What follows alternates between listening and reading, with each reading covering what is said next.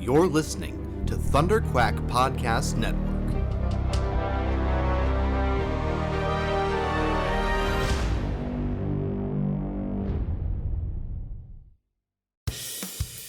This is the Thunder Quack Podcast,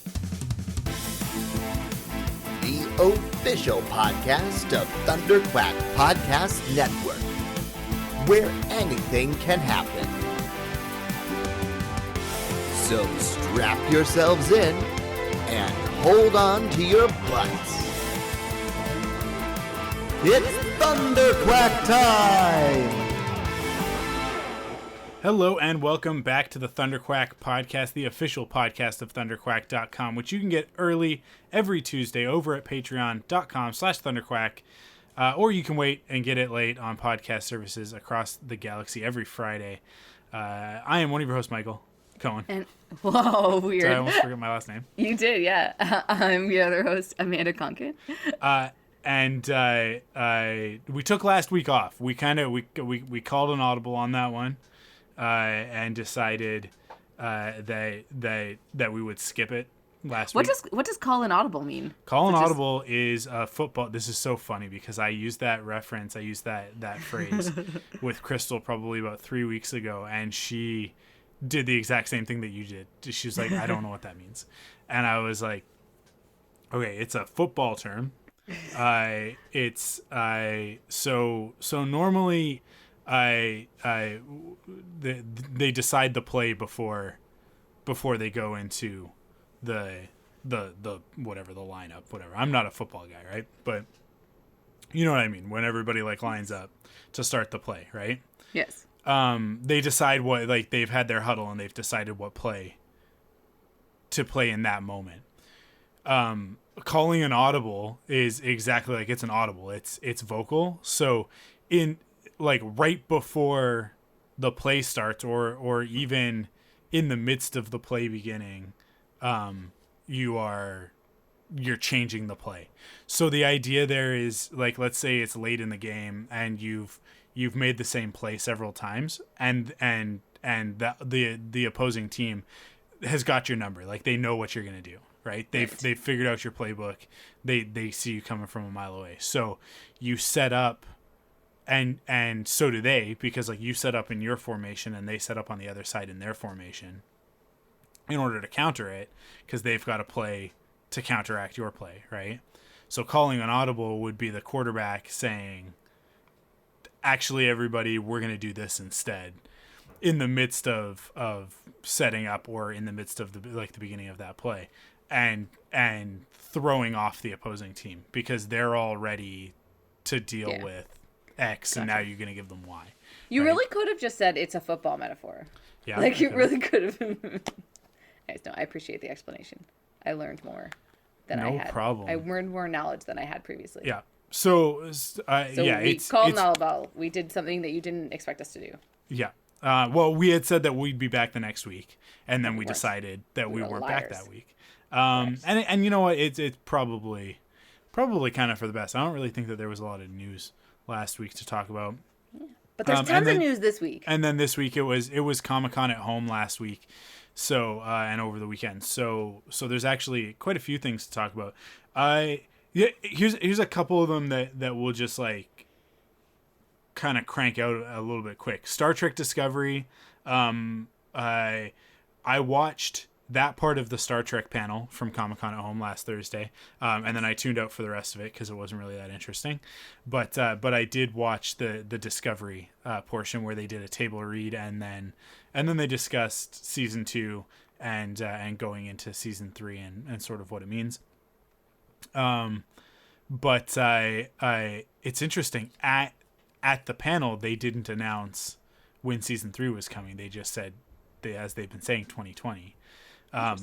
Today, this morning, they announced that it'll be back on October 15th. So for those of you who are not watching Star Trek Discovery, but do enjoy, for example, the Star Trek movies, the J.J. Abrams Kelvin timeline, Discovery's a little bit more in that vein, but it is actually a pretty good blend of that and And I would say Next Gen or Voyager more than original series, but because there's a little bit of like the sci-fi stuff, but it's much more focused on the characters and the ongoing dramatic aspect of it, like their interpersonal relationships and stuff, and this sort of like larger. It's a plot over the whole season instead of just one-off episodes, but they do have the sci-fi elements to it, where each episode will kind of dig into something. I love it. I love the show. Season 1 was a little bit of a slow burn for me, but season 2 was fantastic all the way through. And what they've set up for season 3 is awesome. So I'm really excited about that. So I mean, that's basically all there is to say about Star Trek Discovery. You don't watch it, right? No, I had sort of started the first season, but I haven't carried it all the way through. Another show that people are probably sleeping on that they shouldn't be, if you are a fan of Avatar: The Last Airbender specifically, then you should be watching The Dragon Prince on Netflix. It's made in Vancouver. It's made in Vancouver. In fact, we know a couple of people that work on it. In fact, people who are listening to this podcast are probably familiar with Andy Poon from over on Quiver. He worked a lot on Arrow and The Flash, and most recently was working on Batwoman. I don't know if that's continuing. He probably still is working on Batwoman. I should actually probably poke him and say, hey, what about that? We haven't talked about that. Oh my goodness. We haven't talked about what? We haven't talked about the fact that Ruby Rose left Batwoman. Oh, what? And they recast. They didn't recast. It's a new character. I thought we talked a little bit about I thought we talked about her leaving. Did we talk briefly about her leaving? We haven't talked about the new right when it happened, but we haven't talked about the new person. Yeah. Anyways, I think that's probably a whole topic, and I want to save that for like when we actually see some of it. Yeah, for sure. But but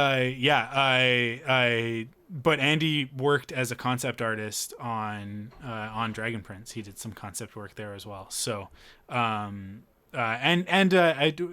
you know Jesse Inakala? Do you know him personally? He's sort of in the same circles really as we are, but I'm like acquaintances with him. But he plays one of my favorite character on the show, Soren, which is cool because he's sort of like a friend of a friend, right? So, obviously Dragon Prince is very close to home for us, but it is a great show. And it just they announced on their Comic-Con panel that they just got picked up by Netflix for the complete series that they had planned out. So that's a further 4 more seasons, from 4 to 7. So those seasons 1 through 3 are out already, so you can watch that whole thing. And it's very I would say binge it now, binge seasons 1 through 3 now to get yourself excited for seasons 4 through 7, because it's very much 1 through 3 is very self-contained. It has a beginning, middle, and an end. And you kind of tell that they made it with the intent of if we don't get picked up, right, that you could be happy with what it is. Yeah. And maybe we could pick it up in comic books or whatever, in some sort of transmedia. But they are going to get to finish their story on Netflix, which is really exciting because not a lot of shows these days get that. But hey, we're in the middle of the pandemic, and Netflix needs some. They need some solid stuff to go into production, and this is one of those things that they can make it, and as even under quarantine. So, very cool, very good news for fans of that show. The Boys season 3, so it got picked up for season 2 is not even out yet, is it? I don't think so, and this is why I feel like it was weird that basically they announced that The Boys season, because The Boys season 3 is what I feel like it's coming out really too, or it has just premiered. Oh no, September 4th. Yeah, so it hasn't even come out yet. But it was one of the things where they then they said that season 3 was coming, but they're they have no idea when. I think is one of the things. So that's the joke in the ad is or in the Facebook post that they made, is that they're season 3 whenever it's happening. We just have no idea when. Yeah, that's cool. I still haven't watched season 1. It's one of those ones that's Oh, really? That's on my list, but I just haven't gotten around to it. Man, it's so uncomfortable. Like it's like In a good way, though, In a right? good Like, way. yeah. Like in a way that like it deals with really visceral stuff, man. Like oh yeah, there's just some really good scenes, and like one of the guys from Gossip Girl who's like his character is very like milk toast. Like he's very sort of like plain and kind of like that was his thing in Gossip Girl too. He was very, I forget what his name is, but he plays like the Aquaman-esque character. Okay. He has a really good, like it's just a really good sort of plot line because he's the most he's like one of the most upsetting, and then there's this like thing where he gets his comeuppance and it's so uncomfortable because they show like it's really good, like the way that they like deal, like that's the thing that I love the most about science fiction, right, is like how it takes those things that are like so close to real life but then completely twisted like it's just anyways, it's pretty good. At least I don't remember exactly what happens in the whole thing, but I just know that there's just some stuff where I'm like it goes all over the place. It's so like viscerally disturbing too. Like don't watch The Boys if you want a good time. Like it's upsetting. But anyways, but in a Cool. fun way. Well, if you want to get upset even more, there's going to be 2 more seasons. So Yeah, exactly. The Kissing Booth. What's that one? I don't. Okay, so I put this on because The Kissing Booth is just like a rom-com. Like you know how Netflix does. I always talk about this. How Netflix does really good rom-coms, and they're just like vapid little like turn your brain off for an hour and a half and watch them movies. And so The Kissing Booth 2 just came out like last weekend. I haven't had a chance to watch it yet because I haven't really been watching that much TV recently.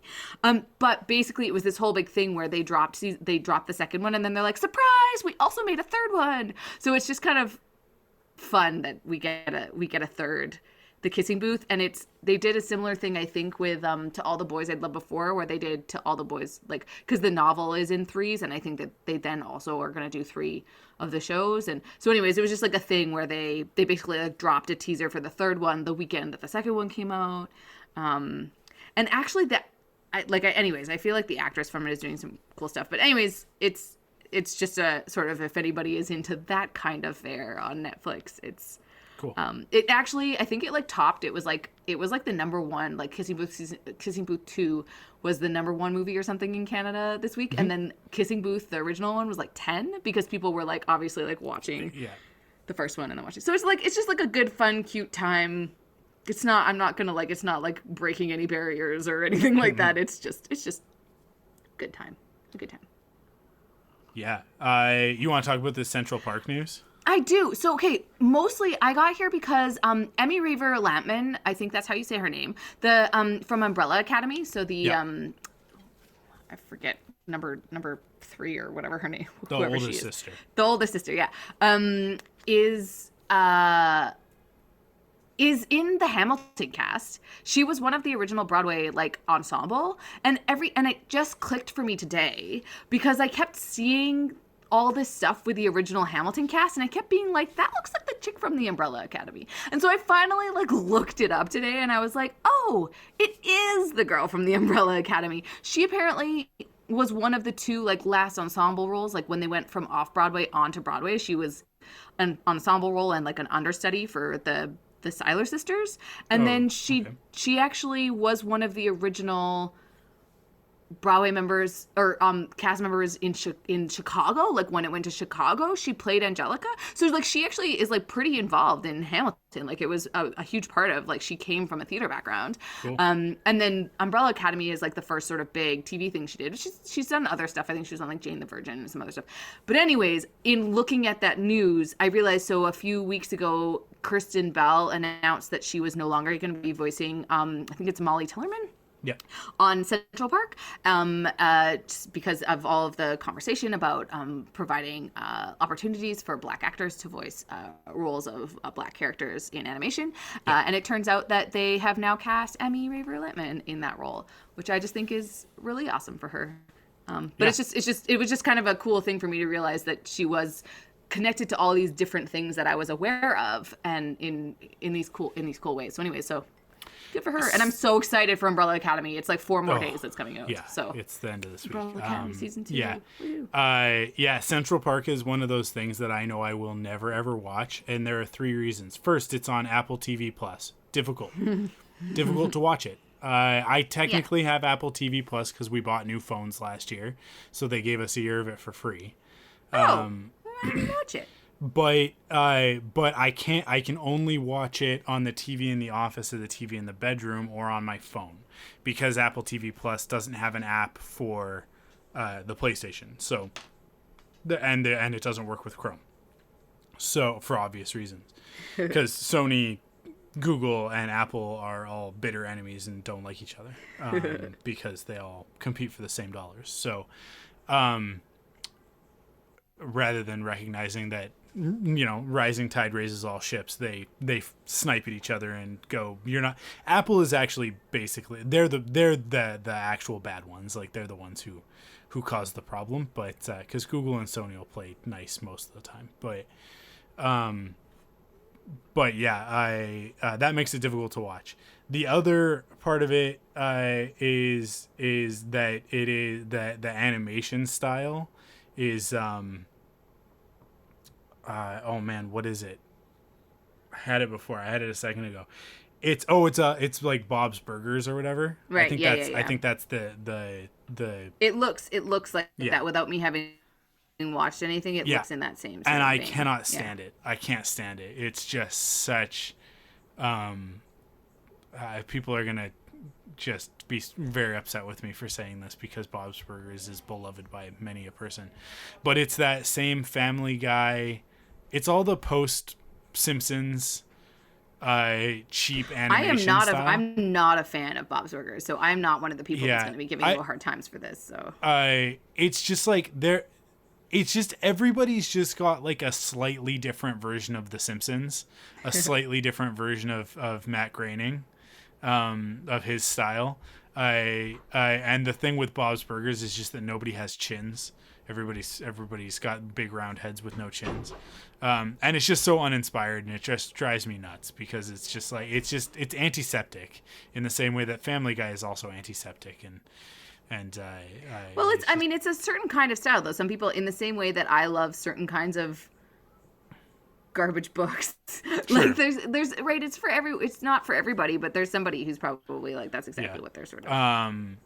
Anyway, so that's reason number 2, and reason number 3 is that it features Josh Gad singing a lot. No. And look, I have a real love-hate relationship with Josh Gad. I think that Josh Gad, the person, is he seems like a great guy, and he seems like a lot of fun, and I feel like I would have a lot of fun hanging out with him.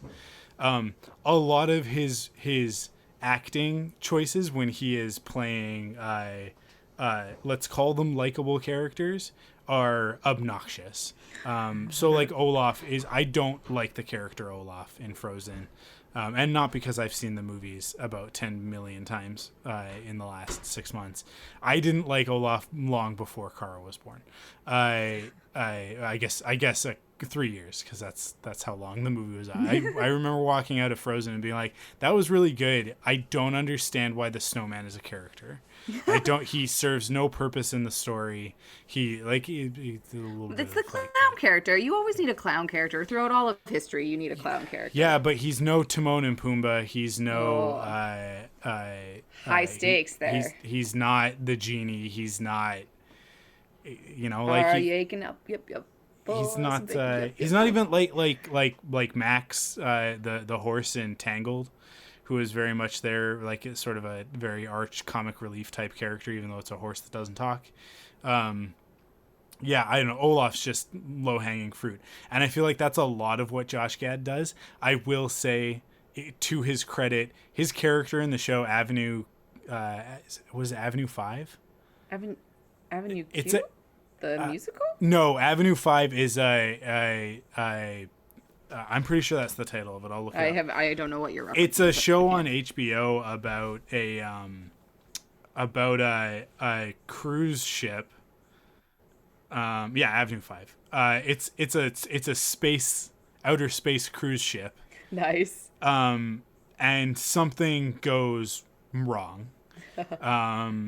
And they're basically knocked like a degree off course. But because it's outer space, a degree off course means instead of them coming back in 6 weeks, they're not going to be back for 5 years. Oh, jeez. And Josh Gad plays the idiot man-child billionaire. I'm sure because it's the future trillionaire or quintillionaire or something like that. That has funded this ridiculous endeavor. And he is not a likable character. He plays a very, very dumb, very unlikable, very evil billion. It's like he's like making fun of like the Elon Musks and Jeff Bezos and all of those guys to show like you'd have to be a complete and utter moron in order to be this much of a careless human being. And very self-involved and sociopathic and all of that stuff that I'm sure those individuals that I just mentioned are. Hopefully that doesn't get us kicked off the internet. But yes, because we all know that Elon Musk is the best fan of Thundercrack Podcast. I just don't know how long their reach. These guys, they're scary with their billions and billions of dollars. But anyways, yeah, he's very good in that, but he doesn't sing. So I find his singing is just annoys me. It's not for everybody. Yeah. He does that. He does like that over the top Broadway thing that it's like is funny once, but it's kind of all he does. Yeah. It's kind of his like go-to thing is to just sing that like almost operatic Broadway tone, and it's just it doesn't work for me. It's just hack. But or a very specific thing that he gets cast to do. So, yeah. It's all good. Yeah. Cool. Well, I haven't watched Central Park, so.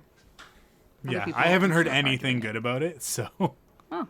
It's still on because they're casting for another season. It's one of those things where it's like it came out and it was like, and you saw people making a big deal about it. And then, like when I say people, I mean like the people who made it. Yeah. Like Apple and Josh Gad and a few other people being like, oh my God, it's finally here. And it's like, first of all, we didn't know that this was coming. And second, apparently nobody really cares. So Does anybody care about anything Apple Plus is putting out? I feel like they just put stuff out so that they can have content. What's it called? I don't know. Mythic Quest, which is on Apple TV Plus, is awesome. And actually, Amanda, you would like it. It's one of the head writers for Community. Oh, nice. Is one of the showrunners. Cool. So it's super good. Nice. And that's on Apple TV Plus. But if you don't have Apple TV Plus, you're never gonna watch it. So and whatever. Yeah. And nobody does. So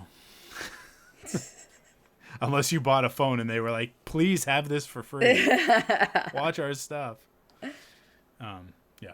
Cool. The last piece of news we have on this thing is that the Witcher prequel series was, I think, announced at Comic-Con. I think that was at Comic-Con. Anyways. How do you do a prequel series for a show that doesn't have a linear timeline? Yeah, it's real weird. But it's like significantly earlier. So I think there isn't like the whole thing that he's like one of the last Witchers. So wouldn't a prequel be like in the time of Witchers, right? So they can't make any more Witchers after his because he's like generation the last Witcher. Yeah. So they have to make them earlier. Yeah, actually, I think there's the kid in some of in the first book, not in the first book. Is it the first book? Maybe it is the first book. There's the kid that's like that's the young Witcher, and I think he's like the last one. But Geralt is like the real last Witcher because everybody else is just gonna die.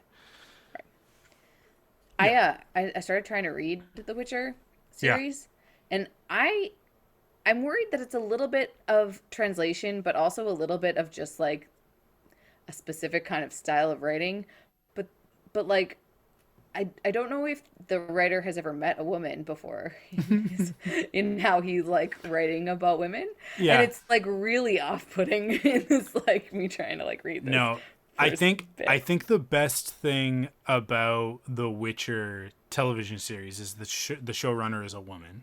Yeah. and that Like, I think it just really helps. It really she helps took the to, source like, material, which is very much male gaze, yeah. and and Turned it around. Yeah, turned it. So that we're all looking at him. And the thing is Yeah. that, like, The Witcher had female fans to begin with, feminine fans, I should say, to begin with. Yeah. So I don't think that it was a hard turn. It wasn't like it had to 180 or even 90 degrees. I think that it's like a 15-degree turn, and that That's all it 15 would take, degrees yeah. is what it takes to take that story from purely objectifying women to going like, well, actually, two of the two objects of his affection, because he is a very powerful man, are two very powerful women. So Yeah. if we just shift it over here and give them agency, go figure, Right. and Then make their stories motivated not by approval from Geralt, but their Yeah. own internal sort of thing, then all of a sudden, and I mean, like, the first season of The Witcher focuses so much on Yennefer Yeah. that and I'm really hoping that the second season gives us a bit more of Triss. But yeah, like by the end of the first season of The Witcher, it's kind of like you kind of are asking the question, like, who is the show actually about? Because Yeah. it really actually feels like that first season's about Yennefer, and that Geralt for sure. and Ciri For sure. are a part of that. Yeah. But So it's yeah. good. I mean, yeah, they did it. They did a good job, definitely. I feel like too in all the other media, they're pretty good. But it's just hard to get into that source material. But we'll see. Yeah. Cool. What have you been watching? We'll get through this part real quick. We will, because I haven't really been watching that much. I was kind of stoked. I've come back down to the Okanagan, so I'm around my parents a lot, and I had a friend over who was mentioning, because he's a scientist, and so he was saying, he's like, have you ever watched Into the Spider-Verse? You know, the scientists where they think it's a guy, but the joke is that it's a woman on a bike. And anyways, because he was describing like being a scientist and how that's like very accurate, that they like ride bikes. And anyways, it was kind of cute. But anyways, my mom was like, no, I haven't watched Into the Spider-Verse. And I was like, you haven't watched Into the Spider-Verse? So anyways, I watched Into the Spider-Verse with my parents because they hadn't seen it before, and they enjoyed it. And That's it's a so good good. movie. I just love that movie. good movie. It's so fun. It's just like, it's just a good time every time I watch it. And the soundtrack is one of my favorite. Like, I genuinely just like listen to that soundtrack all the time. But anyway, so I rewatched Into the Spider-Verse, but otherwise I haven't really been doing anything except for the homework that you assigned me last week, which was to watch Cursed, and I made sure that I watched the first episode of Cursed. Yeah. And then because I wasn't sure what I felt about the first episode of Cursed, Yeah. I watched the second episode of Cursed. Yeah. And then now I'm excited to watch more Cursed, because I actually, it took me 2 episodes to get into it, but I'm really excited. I tweeted, so I've watched the first 3, maybe 4. I think maybe 4. Oh, nice. I tweeted after watching the first episode, I like it, that I want to like the show. But that first episode, it's they spend the whole episode getting to the point. Yeah. Yeah. And then at the very yeah. end of the episode, it's like she picks up the sword and she does the thing, and you're like, okay, here we go. And Yeah. then the second episode starts there, and you're like, all right. And then very quickly that kind of dwindles, and then the next episode, like the next couple episodes are, I guess I'm 4 episodes in. The next couple episodes, you're like, when are we gonna get back to the really cool stuff, guys? Because it's a lot of like, we're going from this place to this place and introducing these characters and setting up everybody's backstories and stuff like that. So I think that the first season's gonna be a lot of that, and I think it's one of those shows that if it gets another season or 2, it'll come into it, and when we don't have to spend so much time explaining the world and explaining the way things work and who, what, where, when, why. Well, I actually got it'll really be better. upset when I started realizing that I think it'll be similar to The Witcher, in that the interesting thing is when Geralt finds the girl, right? Like when they actually connect. Yeah. And I mean, The Witcher though has other things that you kind of care about, but that's like what it's about. And I feel like you don't know this, but the sense that I got is that the first season of Cursed is the girl trying to find Merlin. Like, them connecting, I think, will be like, unless I'm completely wrong because you watched 4 episodes, but I feel like I feel like interesting things will happen once Merlin and that girl are together. Maybe. Yeah, I don't know. I think that Merlin and Nimue will be I don't think that they'll necessarily, and like it was 4 episodes in, I don't know. I don't think that they'll necessarily be on the same path. And I think that that'll actually probably be one of the driving conflicts for the ongoing story is that this is her. The first episode basically ends with here's Excalibur, you have to get this to Merlin. And the idea there in our heads is supposed to be that she has to courier it to Merlin so that he can deliver it to Arthur, right? That would be the more traditional version of the story. But being that she is the main character, and I don't think I'm giving anything away because it's all over the promotional material. She gonna pick up that sword and she gonna snicker snack some people, and it's gonna be great. But, like, yeah, I think that it's gonna take a little while for us to get to that point to where she is. It's gonna get a hero. But. Yeah, but also something that I'm intrigued about is this version of Merlin, which I apologize if this is now me talking about the second episode, but you sort of get it in the first episode, that Merlin doesn't have magic, and his magic is tied to the sword. So I do think that there's something about just, like, even if they're not on the same side, I do think the core of it is going to be the difference between those two. Like, you have somebody like this version of this, like, Arthur legend is where Nimue has power and Merlin doesn't. And that's just like an interesting sort of, I don't know. I just think I haven't read the books. I'm kind of like, oh, I could read this book. Could be interesting. Because I wonder how much they're actually sticking to the source material. I think that they have the bones of something good, and I think that they need to work on pacing. It's not necessarily that it's slow. It's just that it kind of meanders around the point a little bit, and I'm a big fan of media that knows what it is and knows that you know what it is and gets right down to it. Right? That's fair. And I think it's probably one of the reasons why I like Star Wars as much as I do, because Star Wars, when it's at its best, is very self-aware and knows that the audience is along for the ride. So The Mandalorian is a really great example of this, where, like, The Mandalorian in that first episode, like, in the first 5 minutes, we're like, okay, you know, like, we know exactly who this guy is, what he's about, what kind of a story we're in for. And then it actually uses that at the very end of the episode to subvert it and go like, it's not actually what you thought it was, but it is still very Star Wars, right? Yeah. So it's like, and Star Wars, I think, thankfully, has this great visual language with which it can tell a story very efficiently. Cursed also has that. It's using a lot of very standard fantasy tropes. For some reason, they've decided that this is supposed to be your first fantasy series ever. So we're going to explain that Fae are fairies, but they don't like to be called fairies. They prefer to be called Fae. But then at other times, there's a lot of explaining, yeah. But then at other times, it doesn't explain nearly enough that, like, look, Fae folk means any magical creature. Any magical creature. It's not a kind of creature. Because the way that they talk about it, it's like, oh, you're Fae, you're Fae, you're Fae. It's like, okay, that's like a category, right? Yeah, like, yeah. It's and it's a very large category with a lot of subcategories, and then even more and more and more underneath that, right? So, it's weird where it chooses to be specific and where it chooses to be vague, and sort of the rules of magic are another piece of that, where it's like one of our characters, Merlin, his whole story at the beginning is that, like you say, like, it's very clear from the beginning, he doesn't have access to his power, right? But we don't really, like 4 episodes in, they still haven't explained what that means. Yeah.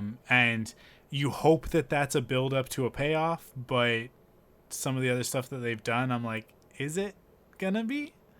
But then there are other aspects of the show that they're doing really well. Like I think that the casting was, it's actually pretty good. Yeah. Or is very, very good. Yeah. And these, there's a lot of people in this show that it's like, I don't know you, but I do actually, I like the choices that you're making. I like the look that they're going for with a character.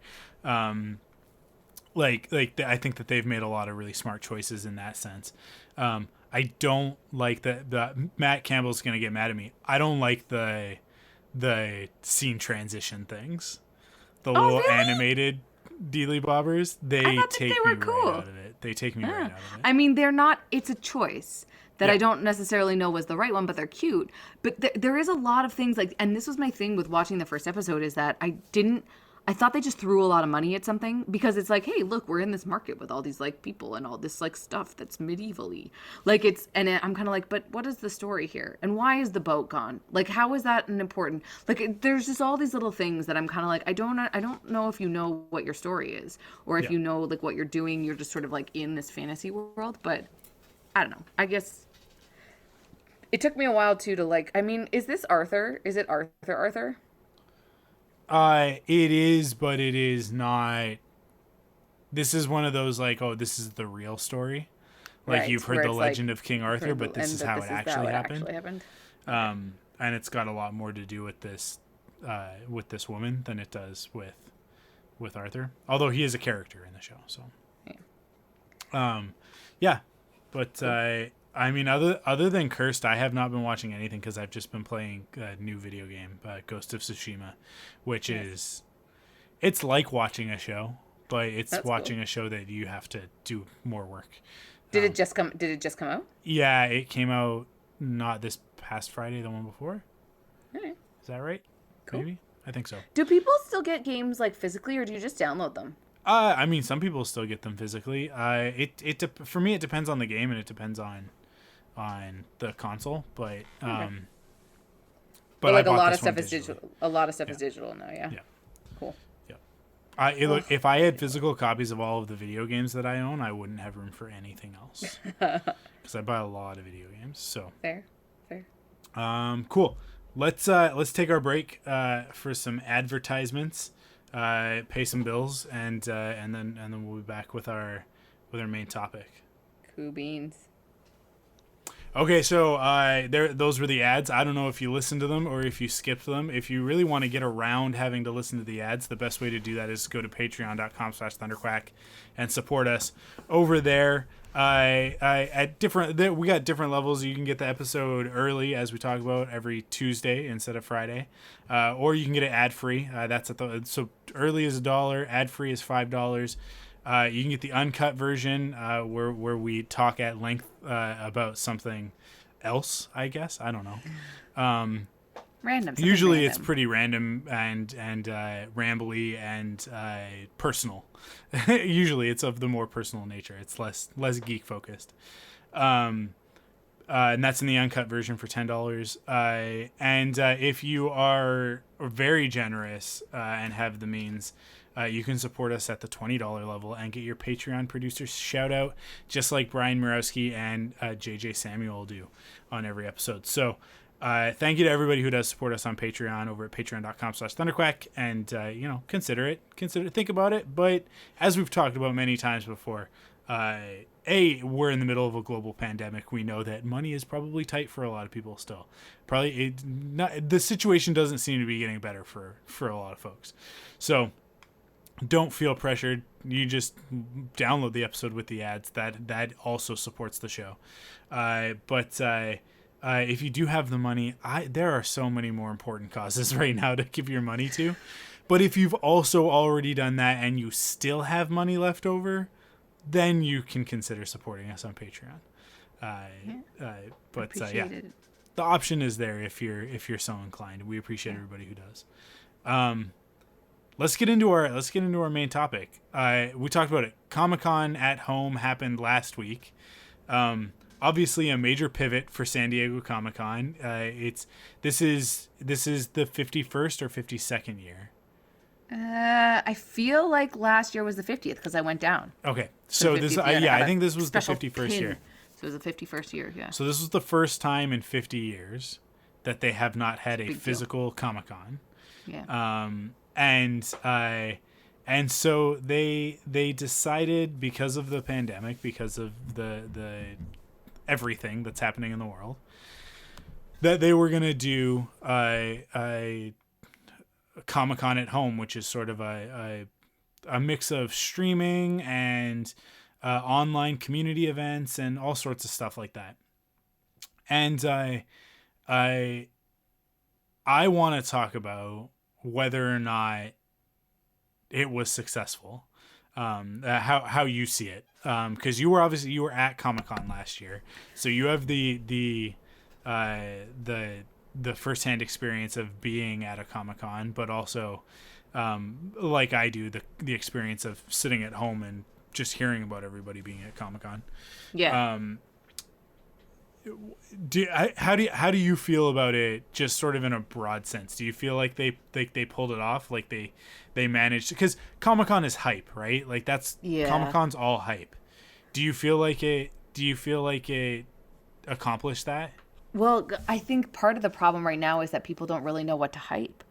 Because part of it too, I think, is like people that were in the middle of, we're getting to the point now where the content is less too hype because it hasn't been made for a few months. And so I don't know. The big thing too, when I went to Comic-Con though, I found Comic-Con a little underwhelming as well. I feel like maybe I talked about that a bit when I came back, that like really, unless you're getting into a really big panel, which you have to wait way too long for anyways, like it really is just sort of like advertising or like little mini like things, like the stuff that they had, like that was the majority of the stuff I went to at Comic-Con, were these things that could be completely delivered as a Zoom call, right? Where they just talk about their experiences as a development coordinator or their experiences, right? Like there is a lot of panels at Comic-Con that are just people talking about the stuff that they do.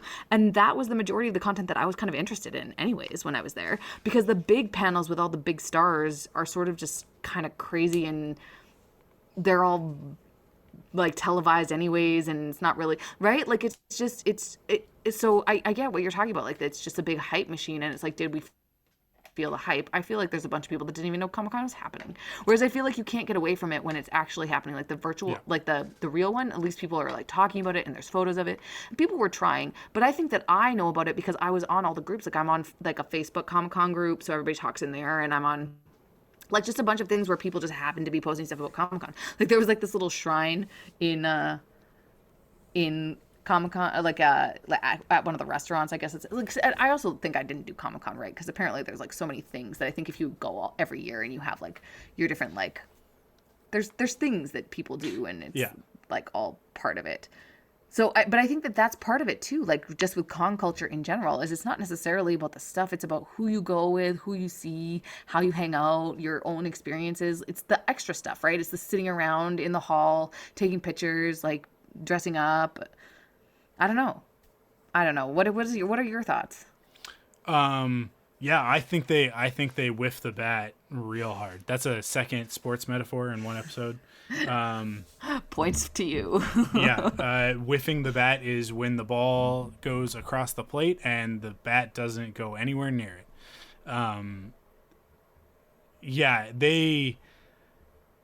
They messed this up. They messed it up big time. And I think that the biggest piece that they messed up is that they did not secure support from the right parties. And you mean like online streamers? So no, I mean, that's part of it. That's certainly part of it. There wasn't a good platform to enjoy it on. Yeah. They had no idea how to YouTube it. And so a lot of the stuff was pre-recorded. It was not live. That really sucked a lot of the fun out of it. Because a lot of it is just that like interactivity, like even just with some rando. And there's there's like a live stream aspect of it where like other people are gonna like live blog it on Twitter or whatever, right? Right. Yeah. And when you just dump the video at a given time, people just scrub through it for the announcements. Yeah. Right. So the Star Trek panel came out, and it was about three things, and if you didn't care about Discovery or Lower Decks and you just cared about Picard, you could just skip to the Picard part at the end.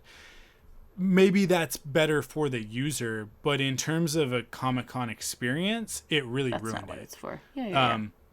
That's what you have to. You have to sit through the stuff to get to the Yeah. good stuff. There really is only like 5 minutes of any panel that you ever really want to see. You And- sit for the rest of it. And so Zack Snyder did, there was something like Justice Con or something, which I guess was like on the side of it. And this is where I say like I think they really messed up, is that the messaging on stuff was all over the place, and it seemed like Zack Snyder talking about Zack Snyder's Justice League on HBO Max was doing his own thing and not doing it as part of Comic-Con, but just in conjunction with Comic-Con. And Disney was basically not there. So like they weren't talking about any of the new stuff. There were a couple of things that came out of some of the smaller panels that would normally be at Comic-Con. So we did get a little bit of information about Raya and the Last Dragon, which is the new animated feature that's supposed to be coming out this fall, but who knows when it'll come out. But I mean, like there were rumors a couple weeks ago about a Tron movie or series coming to Disney Plus. Comic-Con's the sort of place where we would have heard about that. We didn't, because there was no panel for it, right? There was nowhere for them to drop that and make that announcement. There was no, there wouldn't have been a Black Widow panel, because Black Widow would have already happened, but there was no Eternals panel where we got a new trailer. So They like, just didn't have the same structure because nobody was invested in it because it was all online and they didn't have the same eyeballs. Like that's really, I think at the end of the day, it really hammers home how much these cons are just advertising, right? Like that's what it is. And that's why when we went, like right when I went there last year, right? Like they don't care about anybody that's not like Variety or like these main like coverage places, because it's all just about how you can get your stuff marketed. And in an online virtual, like this new online virtual world, nobody knows how to navigate it properly, especially from a media perspective, because it's all kind of the same to them, where they're like, well, it's not necessarily curating that many more eyeballs. So here's the thing, is that Star Wars Celebration, for the last 3 celebrations, they have live streamed all of the major panels. So the Celebration has 3 main stages. They have the Celebration stage, which is the biggest one. Then they'll have, they call them different things from time to time, but they'll have like the main stage, and then they'll have a side stage. And like those are the 3 main ones that everything big is going to happen on. So the whatever the new movie is going to be on the Celebration stage. The animation stuff's probably going to be on the main stage at some point.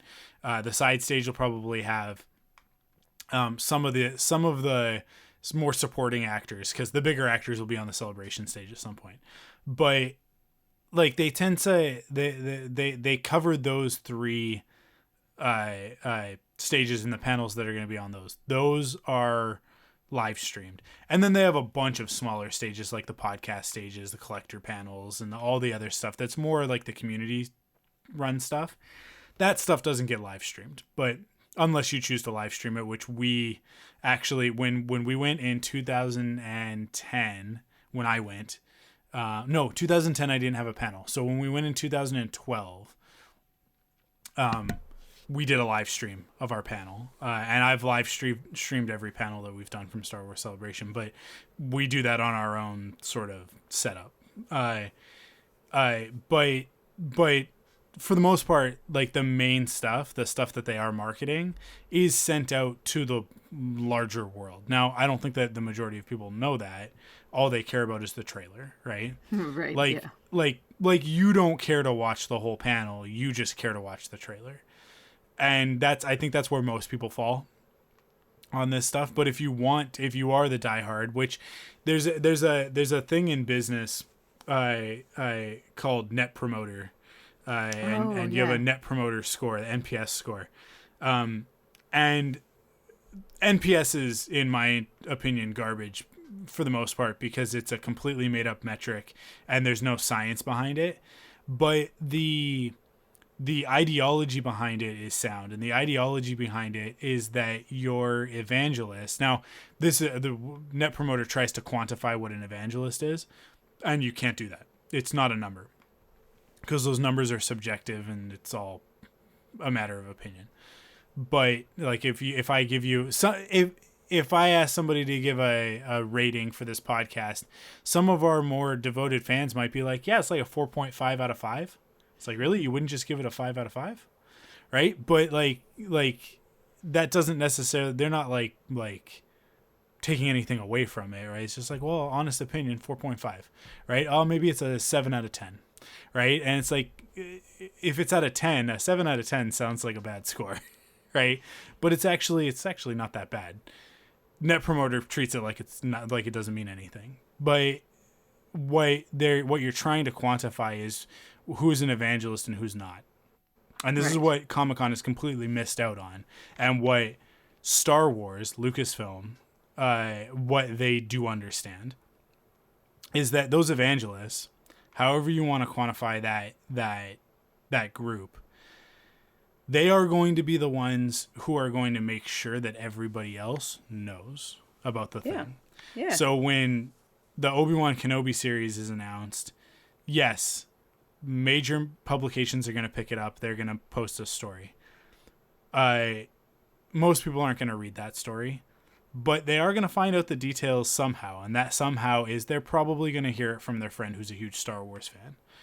Because when they go like, hey man, I know you're a big Star Wars fan. You've read the Obi-Wan Kenobi series? And then they go, yes, I did. It's really exciting that so-and-so is directing, that this character is returning, that it's going to be this many episodes, that they're going to go into production in this month, and that we can expect to see it at this time. And now all of a sudden the other person has all of the information that they actually need to know. Those two things kind of need to happen hand in hand. Comic-Con only catered to the variety aspect of it, because that's who they think butters their bread, but it's not, right? Yeah. Like it is actually the fans, it's actually the con goers that make Comic-Con a big thing. So if they're not showing up to your live stream, because it's not a live stream, because it's a video that you can watch whenever you feel like it, then there's no hype. If there's no hype, then there's no energy around it. And if there's no energy, then I'm not going to talk about it on Twitter. I'm not going to talk about it on Facebook. And right now that's all we have, because we're mostly not in the same place, or at least we're not supposed to be. Yeah. Well, and you want to get it at the right time, and you have to be watching it to get it first. Yeah. And that's the thing, I think that was the most disappointing for me, and that's my mentality as well. Even for someone who I'm not an evangelist, but I'm kind of like, oh, if I can watch it on YouTube, then I'll just watch it whenever I want it. But if it's like streaming and you're kind of like, maybe I'll miss something, like especially even if there's like chats in the live stream or whatever it is, right? And you're like, you get the information instantaneously from that at a certain point of time. You don't get it from the, like you say, the people that are just like watching it and scroll through to find the news that they want. And that's all they care about. Like it's part of the experience. Yeah. So I get that. So I think this Comic-Con was mostly headlines, and not a lot of actual hype or excitement. And then there were other things that, because this happened with E3. So video game console manufacturers, the platforms, Sony, Microsoft, Nintendo. Nintendo was the first to figure this out. It costs a lot of money to go to the con and to go to E3 and do the thing and whatever. We live in an era of internet distribution, right? Yeah. People are buying most of their games online. We should be talking to them online. You talk to them where they're going to buy, right? Yeah. And Nintendo figured this out and decided there used to be that there would be three massive press conferences at E3 every year. The Sony one, the Microsoft one, and the Nintendo one. Nintendo pulled out and was like, no, we're not doing it anymore. We're going to do this new thing called a Nintendo Direct, which is a YouTube video that's very well produced, that gets right to the heart of it, and costs them a lot less money than putting on a 45-minute to hour and a half stage show with a bunch of people who are not trained for stage shows because they're video game developers. So game conferences have a very specific flavor to them, and some people don't like it, and other people like me live for it. It's this weird, like, unpolished, trying to be polished performance aspect that I love it. But Nintendo figured out, like, hey, we can do this as like a pre-recorded thing. We can edit it. We can control it. Sometimes sometimes stuff happens in the room, and it's like that's the magic. Last year, during the Microsoft panel, they were talking about Cyberpunk 2077, and they announced that Keanu Reeves, they showed a new trailer, and at the very end of the trailer, Keanu Reeves is one of the characters in the game. Nice. And then they opened up a big part of the wall, and smoke, like dry ice smoke, comes out, and then out steps Keanu Reeves, and it was like a solid 3 minutes of the crowd just losing their minds and them not being able to move on with the presentation. And that's sort of the magic that you want to happen for that live stuff. But those moments are few and far between. Nintendo realized like this isn't important. The important part is, what are the games? When are they coming? Here's the information. So they started doing that, and then Sony very quickly realized like, oh, hey, we can also do this. And then Microsoft was like, oh, maybe this is actually better. So this year, had E3 gone forward, Sony and Nintendo both wouldn't have had conferences. I don't know if Microsoft, because I'm not as in tune with the Microsoft ecosystem, but they'd essentially pulled out and said, like, we're not doing it. We're not going to spend that money because we can talk directly to our consumers via these other platforms. As such, I don't think that E3 is coming back next year. Interesting. I don't think it's going to recover from the larger picture. I don't think that we're going to be out of the woods by May of next year. Yeah. To the point where there are enough people with the vaccine that have been inoculated that we can start to have conventions in the traditional sense again. Yep. So buckle up for that. Get used to that idea. There are more important things that we have to take care of before that happens. But regardless, so if E3 can't happen 2 years in a row, I don't think that it ever comes back. I mean, that's fair if it was already going out. It was right? already on its way out. I think Comic-Con will be fine. I think that Comic-Con is a part of the culture. Yeah. E3 is also a part of video game culture, but the difference there is that the E3 wasn't important. The big three being at E3 was important, and when they decided that they didn't need to be there anymore, that takes away a lot of what made E3 special, which is really actually damaging for the smaller companies in the industry. But that's okay, because there are other things happening that are making up for that. But that's a whole other thing. With Comic-Con, they are not heeding that warning that they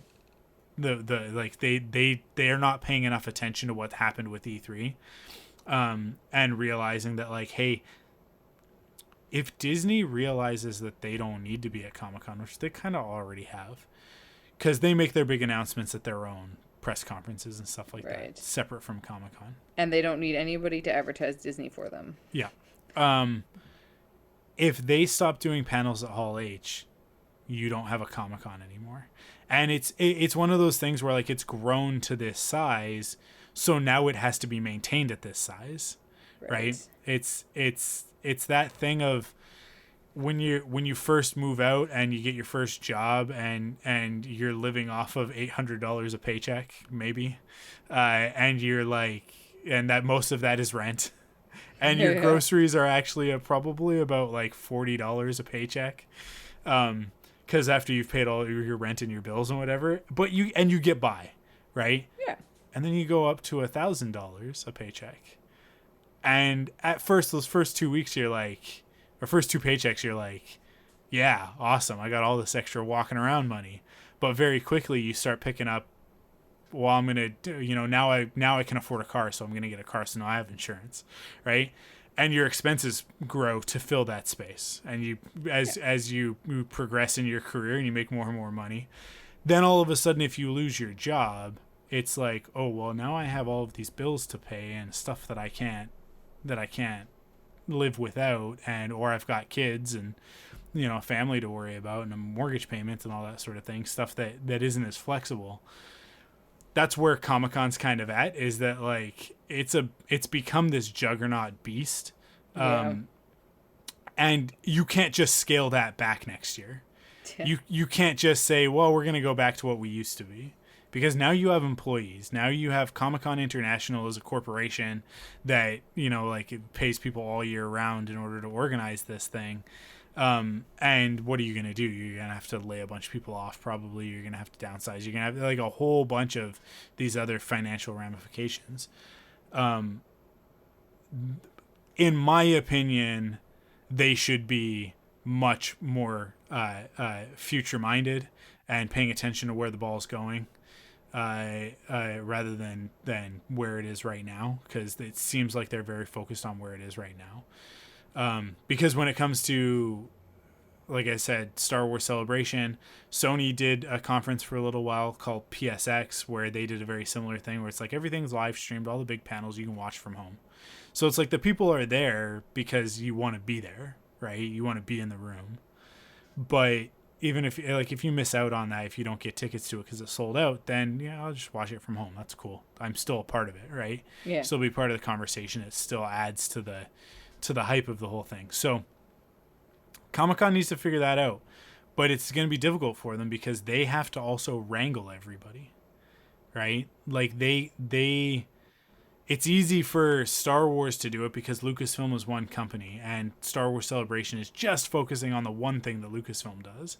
It's not like there are Indiana Jones panels at Star Wars Celebration, right? Like, I want one. Okay, I shouldn't say that. There are often panels that will get into Indiana Jones as well, but right, yeah. But it's not. But it's all like, yeah.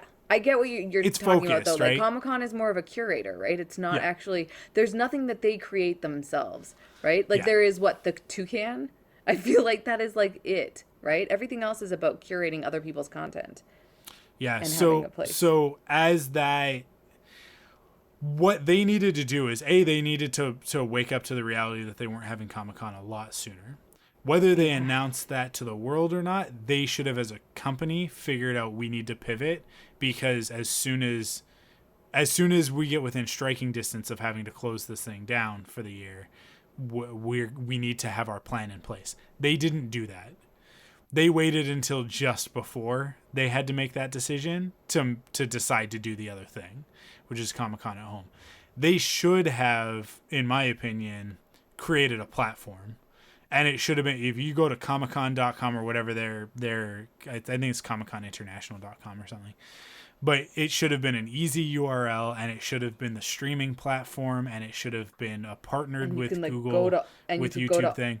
All of the different rooms, like halls, and you have to actually click on them, and it's only that streamed throughout the day, right? Like, it's not, and then like a week later post the panels as exactly. YouTube videos. And with some of them, if you weren't in the live stream, you missed it. Yeah. Because if most of the Hall H panels don't get posted after the fact. Some do, but most don't. And that creates it just creates that exclusivity and that hype. And what they needed to do was nobody at Comic-Con, this is my professional side coming out. This is what I do for a living, right? So like this business and brand strategy stuff is what I focus on. And the problem with Comic-Con is that they don't know what their core is. They have no idea. And that's happened, my guess would be because it's an organic company, right? It started as a small thing that built and built and built in this very organic way. So it's difficult to control and difficult to understand and difficult to know. And the people who were there at the beginning that were the core of that ideology aren't there anymore. So you don't have founders, and when your founders aren't there, it's really hard to stay true to the core ideal of what your company is, and it becomes very easy to get caught up in we need to make more money in order to be successful. And that's how you measure success, is how much revenue you generate. So that's where Comic-Con's at. And it's a business, it's a corporation that's solely focused on generating revenue. if they were actually true to their core ideals, they would have seen what was coming, cared about it enough to emulate the experience, and created a platform so that Comic-Con could still happen despite people not being able to be in the same room. Nobody has figured this one out yet, and it's one of those things that if I had resources, it would be something that I would put money into, but it would require millions of dollars in order to get off the ground, and certainly in the time frame that it needs to happen while the pandemic is happening. But it is something that we've talked about this. We've been talking about this for months. The world's not going to be the same when we come out the other side of this thing, right? Once we have a vaccine, yes, COVID-19 won't be a thing that we're concerned with. But in the same way that when those buildings went down on 9/11, taking an airplane has never been the same since, right? It's going to be the same. Taking an airplane's not going to be the same as it was before the pandemic. Going to a convention is not going to be the same. Going to Disneyland is not going to be the same, right? The world's going to be a different place because we're going to be... There have been financial costs sunk into dealing with the situation that we're in. And so a lot of those practices are probably going to stick around because now the infrastructure exists. So the plexiglass boxes that people are in when you go to the grocery store, I don't know that those are going to come down. Yeah. Because why should they, right? It's like it just makes sense that like there's all sorts of diseases and who there's knows? Sick people still go to the grocery store. Yeah. It's just I don't want the flu any more than I mean, like I definitely would. I'm more afraid of COVID-19 than the flu, but like in the same way, it's like why would a person on their feet for 8 hours a day at a checkout want to also still like the pandemic's over? People can sneeze on me again. No, like let's leave the shields up. Like it's fine. We're all getting along fine with it, right? So like let's keep it. And some people will be opposed to that, but so it'll be varying, but the world will be different, and so there'll still be a reason for a lot of this stuff to exist. There's also there are some things that are better. Working from home for me is better. Yeah. It's just better. Too. So the infrastructure, now that it exists, if I can choose to work from home, that's what I'm going to do. And I mean, we've been trying to change this forever. Like, talk about conspiracy theories. I feel like coronavirus is a conspiracy theory by millennials who wanted to work from home. Right? Like, who are tired of 2-hour commutes both ways, right? But it's like, it's insane. Like, I know so many people that it's like, how much more productive are you if for 4 hours a day you then instead can work instead of drive? Yeah. Like, of course. Or it's how much more productive am I when my quality of life is that much more improved because I'm not commuting. So I have time. I have time to cook dinner tonight. I have time to spend time with my kids, right? Yeah. Like those are the reasons. I'll tell you, those are the two main reasons that I want to continue to work from home. I have time to cook and I have time to spend with the girls. Like that I would much rather do that than stand on the SkyTrain with a bunch of other people who also don't want to be there. Yeah. And the one guy who seems to be really into the crowd, so much so that he's shouting things at everybody.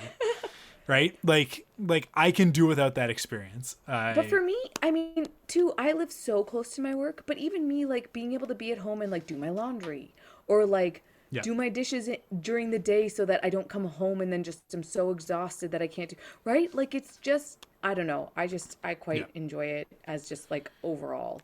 Yeah. So I think, like, the teleconferencing, telecommuting, everything is going to be a much bigger thing. And I think that that's a positive thing. I think there will still also be call for a bunch of people gathering in the same place because they all love the same thing. But it doesn't have to be quite as exclusive, and it can be a little bit more accessible for different people. And I think that's a positive, but I do think that there need to be systems and ways to deal with it that still maintain like what I'm talking about, which like that core, what makes Comic-Con special. Mm-hmm. Because Comic-Con this year, although it was the most different it's ever been, there was nothing special about it.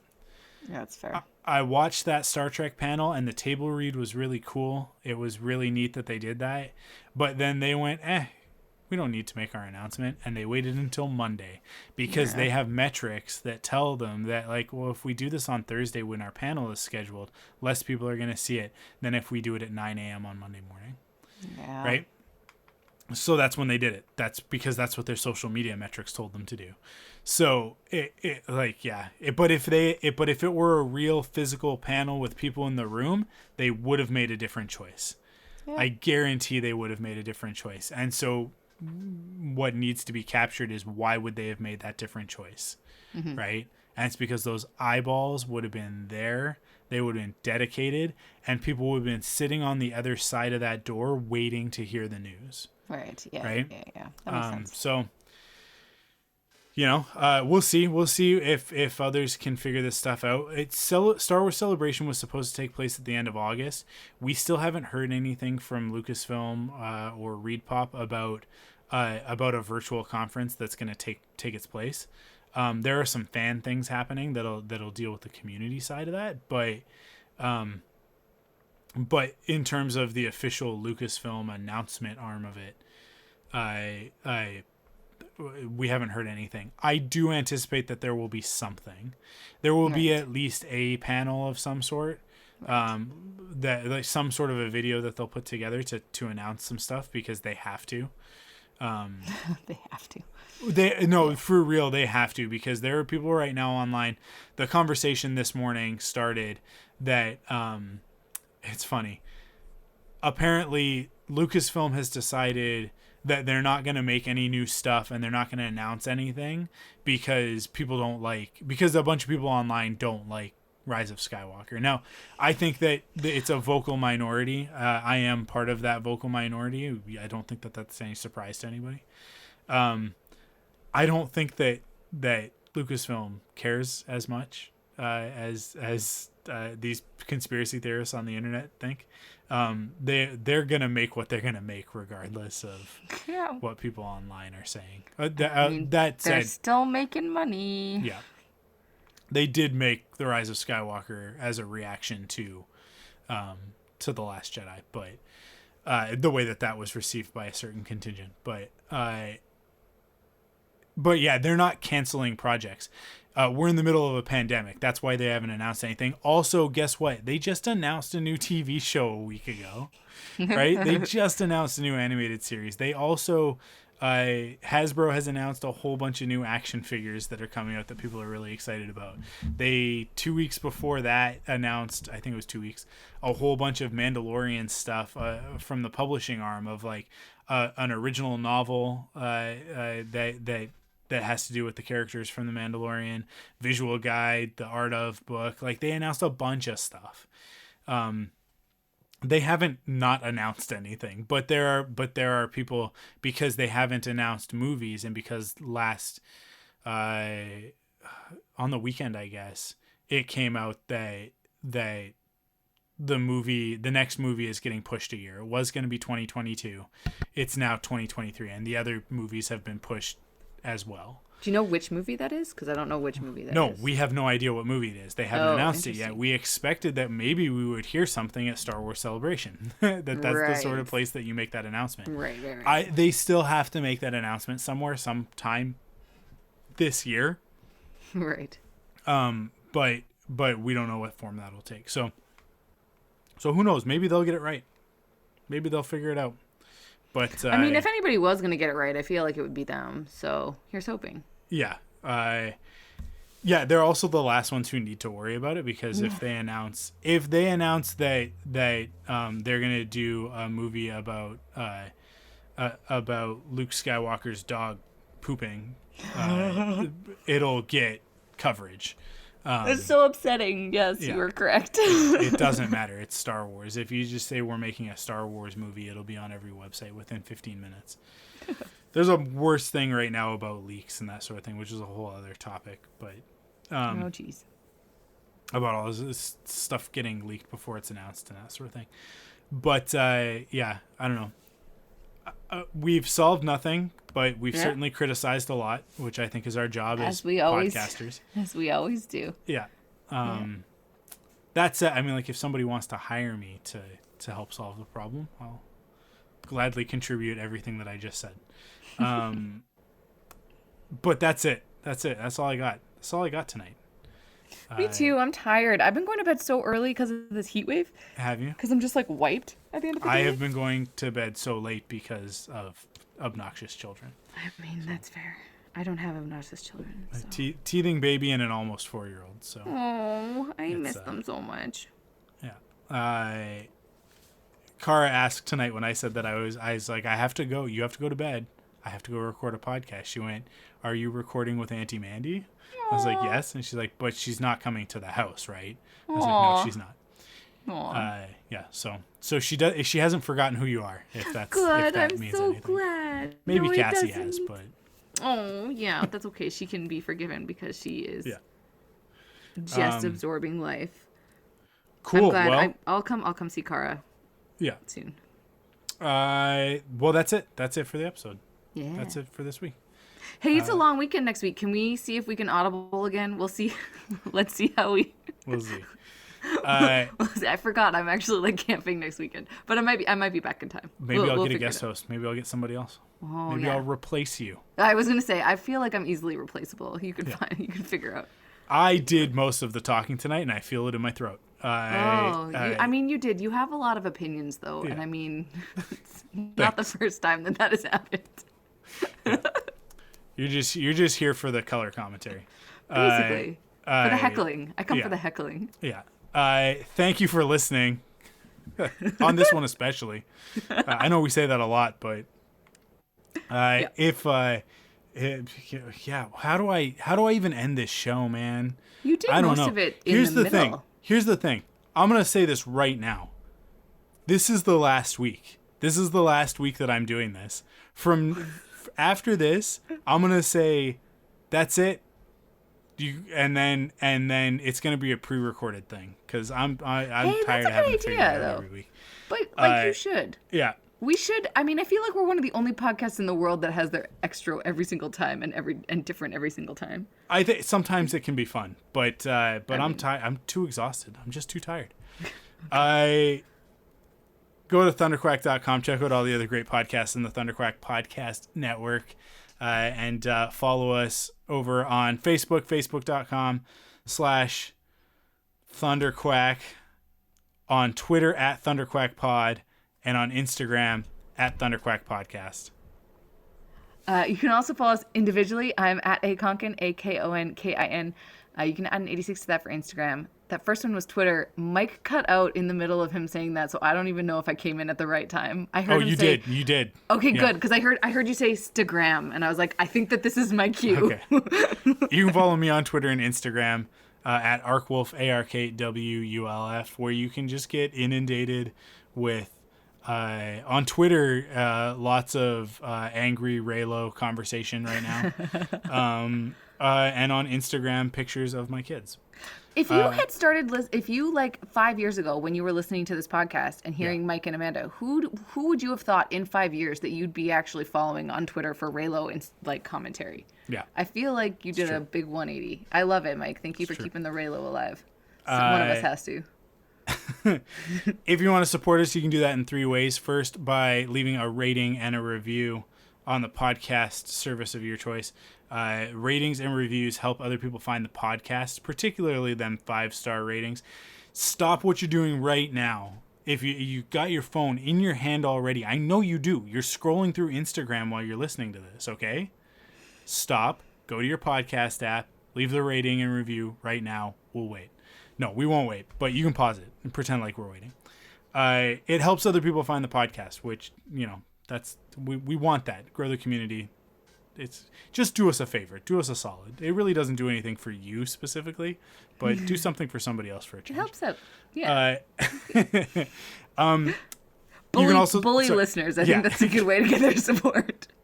You can also support us by going to store.thunderquack.com to pick up some merchandise, like a mug or a T-shirt or a comforter if you want to have a Thunderquack logo on your bed for some reason. If you're that person. Masks aren't going away anytime soon, so you can Yeah. still get your Thunderquack mask. Yes. And stickers. That's one that I talked about it a couple weeks ago, I think, but I never talked about it. People love to buy the stickers because they are cheap. I love the stickers. Hey, do the masks have the like "We Are the Spark"? Because I think that was a cool one. You can get that, yeah. You can get Yeah. that as a mask. So Cool. Yeah. Store.thunderquack.com. And last but not least, by heading to patreon.com/thunderquack, as I talked about earlier in the show, to kick in with your monthly pledge of support and get some cool rewards in the process. That's it. Thank you, everybody who supports us over on Patreon. Thank you to everybody who listens. yeah. And we'll be back next week. Stay safe, everybody, especially all of our friends in Portland. Wash your hands and be kind to one another.